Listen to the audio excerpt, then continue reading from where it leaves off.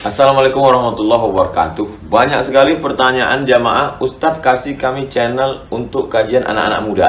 Di antara anak muda berasal dari Aceh, luar biasa, channelnya Maulizul Akbar Nak. Tonton, subscribe, like, share, komen. Assalamualaikum warahmatullahi wabarakatuh.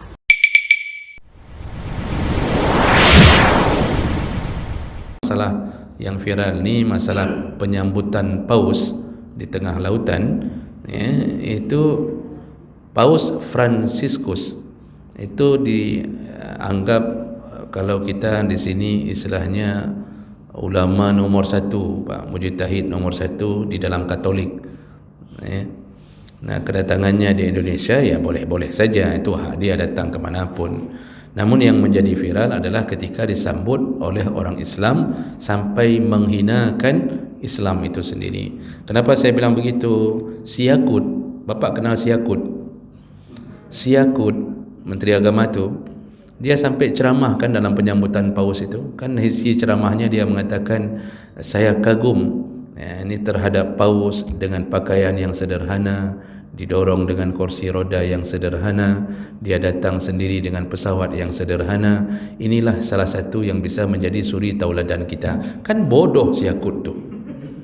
Memang sekarang zamannya yang diangkat adalah orang-orang bodoh.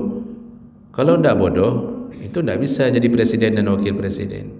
Jadi syarat mau jadi presiden dan wakil itu harus bodoh. Kalau tidak boleh, Pak.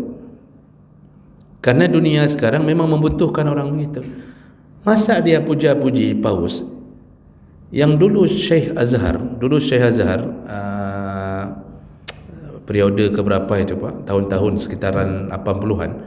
Itu ketika paus mau datang ke Mesir, diajak untuk berdialog. Paus di masa itu paus di masa itu masih Paus Paulus. Dia kan berbeda-beda gelarnya, Paus Paulus, Paus Benedictus, Paus Fransiskus, nanti macam-macam, kan? Datang surat ke Syekh Azhar di Mesir, lalu kemudian meminta untuk berdialog. Maksudnya menyambut mereka, minta untuk berdialog. Apa jawaban Syekh Azhar? Kami yang menghormati Nabi Isa tidak akan berdialog yang mengatakan Isa sebagai anak Tuhan. Langsung dijawab begitu, langsung dibubarkan, tidak ada dialog-dialog. Kami tidak akan berdialog kepada orang-orang yang mengatakan Isa anak Tuhan. Jadi langsung diserang tepat pada ulu hatinya. Kamu bergabang awakkah? Tuhan hanakah akui? Karena di dalam sisi Nasrani ini, di sisi Nasrani, Pak, Katolik, itu menyebutkan Maryam itu dihembuskan oleh Tuhan Bapa. Yang dihembuskan adalah reinkarnasi dari Bapa, sehingga Yesus adalah Tuhan Anak yang berasal dari firman. Jadi si bapa yang punya firman masuk ke dalam rahim Maryam, Maryam mengeluarkan firman berupa manusia. Maka Yesus itu adalah Tuhan tapi berjasad manusia. Jadi orang mengatakan Yesus itulah firman, ya. Tapi tidak perlu terlalu didalami masalah itu, Pak. Tapi kemudian tiba-tiba datang kita hormati orang-orang yang telah mengingkari adanya Tuhan Allah. Jadi ini dosa.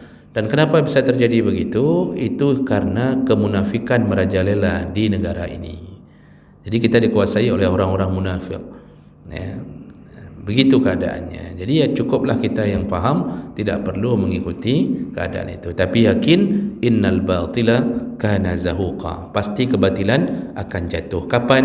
Ketika Imam Mahdi dan Nabi Isa turun, maka kemudian mereka lah yang menghancurkan semua berhala.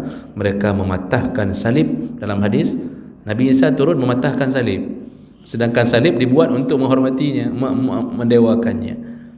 Jadi ini salah satu kemungkaran, kesyirikan di akhir zaman.